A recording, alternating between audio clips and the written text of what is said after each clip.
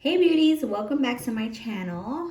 This is my second video, trying to be super consistent with posting videos every week. And this video is actually long overdue and it's been requested by so many people. So I wanted to make sure to definitely get it out there. If you have not already, please go subscribe to my channel so you can keep up with my life, with baby updates and just, everything that's going on. Please don't mind the background. This room is actually under major construction because it is going to be my nursery. So if you see stuff in the background, there's stuff everywhere. Don't mind it. It'll get together and pretty one day. Also, turn on your bell icon if you have not already done so that you know every time I post, so you're not missing out on videos. So today's video is actually gonna be my IVF story journey video, basically explaining to you why we decided to go with IVF, like what the process was like, would I do it again, would I recommend it to anybody, most importantly. So this is gonna be a long video. I will try to make it as short as possible, but it's definitely gonna be long because it's a lot. So get your popcorn, get yourself something to drink, and let's just jump right into it. So, first off, the reason why we ended up going with IVF or having to go that route in general was because my partner and I, or my boyfriend and I, had been trying for 4 years to conceive and nothing was happening. Like we didn't even have so there were months where I thought that I was pregnant and I got like a faint line. There was 1 month where I did get a faint line and I thought up and down that I was pregnant. And I was late on my period. So I went to the doctor when they did the ultrasound. Unfortunately, it was actually like 8 weeks. So I was supposed to be like 8 weeks. There was nothing in the ultrasound. So that like crushed my heart. So I'm not gonna lie, 3 years ago, that actually happened. When the heck did that happen? That was more recent before we started IVF. So 2 years prior to that, I had already been speaking with my doctor about the possibility of having to go through to speaking to a fertility specialist because, we've been trying to get pregnant, it wasn't working. And so I got a referral for the fertility doctor that we ended up using, which I absolutely adore. He was amazing. I'll put all the information and I'll talk about like details a little later in the video, but I just want to give you like backstory. And I just was so like stuck in my mind that it was gonna happen naturally. Like I just had this faith, like it was just gonna happen, it's just gonna happen.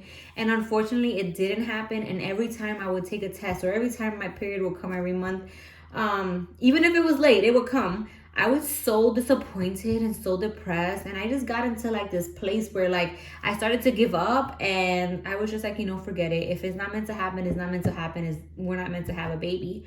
But deep down is always what I wanted. Like I've always wanted to be a mom, So fast forward to this past year.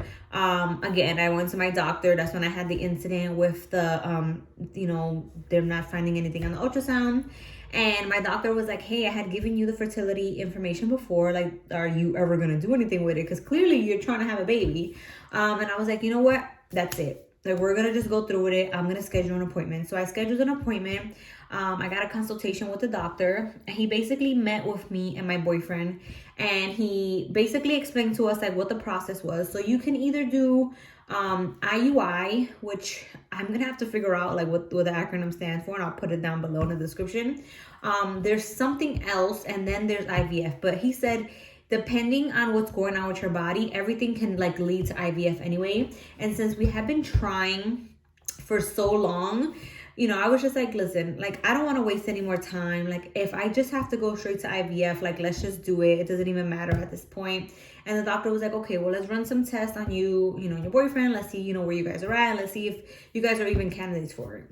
Fine. So, I scheduled appointments. I had to do a lot of blood work, a lot of ultrasound appointments.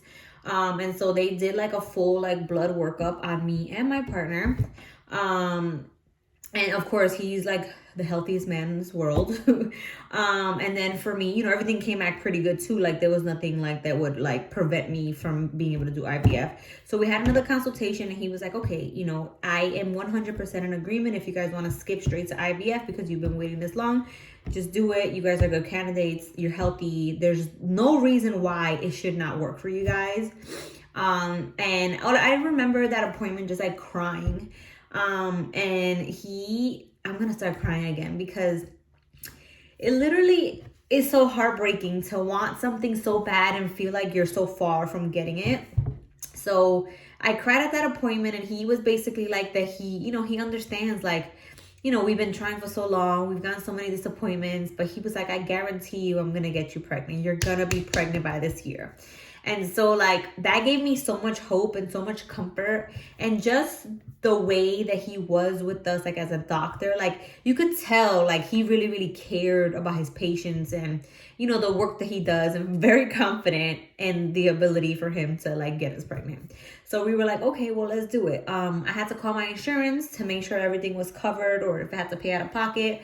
So thank God. And I always say things happen for a reason, because I had actually transitioned to a new job before we started our IVF treatments. I started working at this new job in December, and we started in May. And it just so happened that my insurance plan covered everything 100%. I mean, I had, like, the co-pays, but they were, like, minimal. And the only thing we ended up paying out of pocket for was the genetic testing, which was, like, something completely separate. And I'll go into that later on too, why we did it, and how that turned out. So fine, great. We start the process. So how it works is they monitor you. They call you in for monitoring appointments, and basically you have to tell them. So they do an ultrasound, so, like, before you get your period, to see, like, where your ovaries are, to see if at any point, like, during the last cycle, if you had even ovulated, and I had. So then they're like, okay, so let's wait for your next period. Cool. So I got my period. They, like, call us on day 1. I called on day 1, and then I think on day 3 you have to go in to do a ultrasound, and it's like the one that goes up there. So they did that. So basically what they're doing is they're checking, everything, your cervix, your lining, your ovaries, and they want to see, like, where they are. So cool. So then during this time, they also had me start medication. So this was to get to the retrieval. So basically this was the stimulation portion of the IVF. And they were basically stimulating your ovaries so that the follicles can grow. So then they can, schedule a retrieval to take them all and then be able to fertilize them. So I started taking injections. I was on a lot of medication. I remember the first day, like, mixing the medication, because they teach you how to do it. They send you a video, and they basically show you step by step what you have to do, which medications you have to mix together for, whatever your protocol is, because every person has a different protocol. Like, you and I may not have the same exact medication depending on, like, what's going on with our body.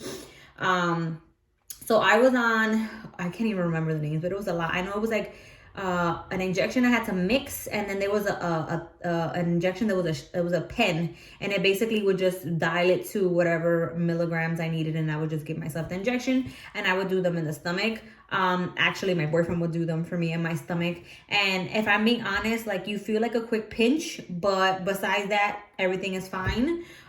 So we did that for a few weeks leading up to the retrieval. And basically, throughout this time, they're also monitoring you. They're having you come in frequently for ultrasounds because they're checking the size of your follicles, because they have to get to a certain point before they're considered, I guess, mature enough to be able to be retrieved. So then, after all the medication, I'm going to tell you, while I was on those stimulating medications, I did feel bloated. I felt some exhaustion. But besides that, I was okay. Like, it was manageable. It wasn't anything that I'm like, oh my God, I would never do this again. And then it came time for the retrieval. And so the night before the retrieval, they tell you have to take a trigger shot at a specific time. They tell you which time to take it. And then the next day you go in for another ultrasound to just make sure that it worked. And then they schedule you for, like, the next day to have your retrieval. So that's exactly what we did. They scheduled me for my retrieval. I did the trigger shot. I will say the side effect of the trigger shot, because basically you're injecting HCG. And if you don't know what HCG is, it's basically the hormone that your body produces when you're pregnant. So you're injecting a very high dose of it. So essentially it's like to make your body think that you're pregnant so that you don't, like, drop any other eggs. So basically I did the trigger shot. I went in the next day, I did my ultrasound, and the following day was my retrieval. For the retrieval, you can't wear like any perfume or like, any lotions or anything. You have to just go like bare, comfy clothes, obviously. They prep you to go in and they literally put you to sleep. And that honestly was like the scariest thing for me, because I don't like that feeling of being put to sleep. Like, I just like to fall asleep. Like, don't put me to sleep. So that gave me a little anxiety. So I was fine leading up until that point. And when I go in there, I lay down and, they're monitoring you. They have the anesthesiologist, they have the doctors and everybody that's doing the procedure. Unfortunately, because of the day that I did my transfer, my doctor did not do, not my transfer, my retrieval. My doctor did not do my retrieval. If I'm thinking about it now, he didn't even do my transfer, but he definitely was the one that set up my protocol. And he was like, this is what you're going to do. And what sucks is that because of, COVID, my boyfriend wasn't even able to come in with me to wait until I went into the room. So that sucked a little. So that made me a little nervous also. So I went in, they, put the IV in and they're like, okay, just breathe, just relax. And I started hyperventilating, and all I heard was, before I fell asleep, was the doctor's like, okay, relax, your heart rate is elevated, you're going to be okay. And then I just knock out. And then I wake up like immediately after that. And they're basically like, okay, and you find out as soon as you're in the recovery room how many eggs they retrieved, which is insane how fast it is. So for me, I believe they retrieved, I think it was like 35 eggs, something crazy like that. That number was insane. And then basically what they tell you is within the next couple days, they're gonna, that same day the eggs get fertilized, and then within the next couple days you'll know like how many eggs you have left, how many have dropped off, how many have made it, etc. So 3 days later, I got a call that I believe 25 of the eggs fertilized, which was insane. But then by the time we got to day 7, only 5 of the eggs had made it to day 7.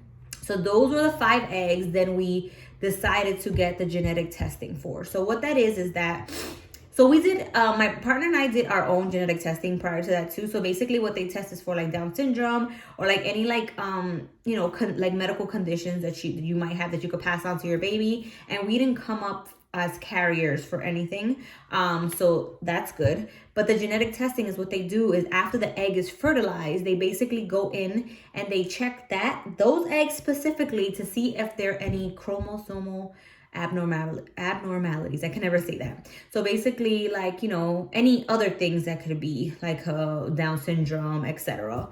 Spinal bifida, all of that. And they basically, after that, they let you know which eggs are good and which ones were not, which ones were considered abnormal. And for us, out of the 5 eggs, 3 of them were the only ones that were considered like normal, healthy eggs. So we froze those 3 normal, healthy eggs.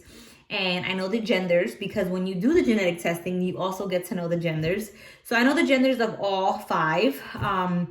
But like I said, only 3 of them made it all the way. One of them being my beautiful baby girl that's already implanted. It's growing beautifully in my belly. And then the other 2, I will not reveal what those genders are until, we decide to go along with that transfer. So then after that, basically your eggs are frozen and then you have to wait till your next cycle, meaning your period, to be able to even schedule your transfer. So some people do it right away. And then depending on your doctor, let me have a drink, hold on. Depending on your doctor and like how your body is responding to medication, they may have you wait to the next one. So you might skip a cycle before you go back to do the transfer.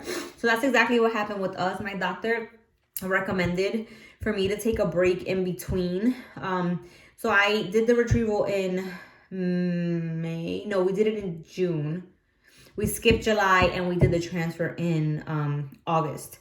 So fine. So, you get your cycle again, you're doing all your regular stuff. During this time, they also have you on birth control so that you don't get pregnant outside of, them transferring an egg, which it can happen.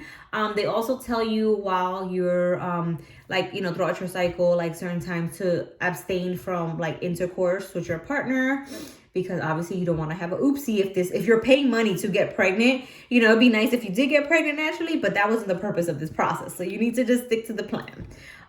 So that could be a little hard, and I'm being honest, and you know, hopefully people that follow me are all adults here. Like, imagine, you know, being told no, you cannot be intimate with your partner, although like we have a goal in mind, like, you know, that's still like a way of like being like close to, you know, to your partner. So that kind of sucked a little bit. Thankfully my boyfriend is like the most amazing person ever, and he's very patient and supportive, so like that didn't bother him. But you know, I can see how that could bother you, you know. So that was that. So then we skipped the cycle, and then they told me, you know, when you get your next period, call us again. So it's the same process. You basically, they'll call you. I mean, you call them on your day 1, and they bring you in for your day 3. They do the same thing, another ultrasound. They check your ovaries. They want to see if everything healed from the retreat. I mean, from the retrieval, yes, to make sure. Also, during this time, they have you after your retrieval, they have you on medication because there's something called OHSS, ovarian hyperstimulation syndrome. So basically, like, what happens is that after they remove all of the eggs, your ovaries are still trying to produce eggs. So all that liquid that's trying to be like produced so quickly spills over into your body, and it can make you really, really sick.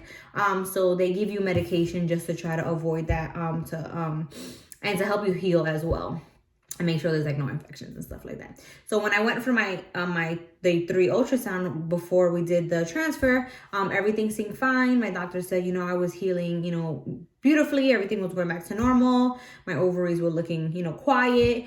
So then at that point, then they start you on another set of medication. And so for this time, I remember the medication because that was just like the most recent thing that I took. So I was taking estrus, which is like a pill form of estrogen. So I was taking that like 3 times a day. And then they had me doing like progesterone suppositories.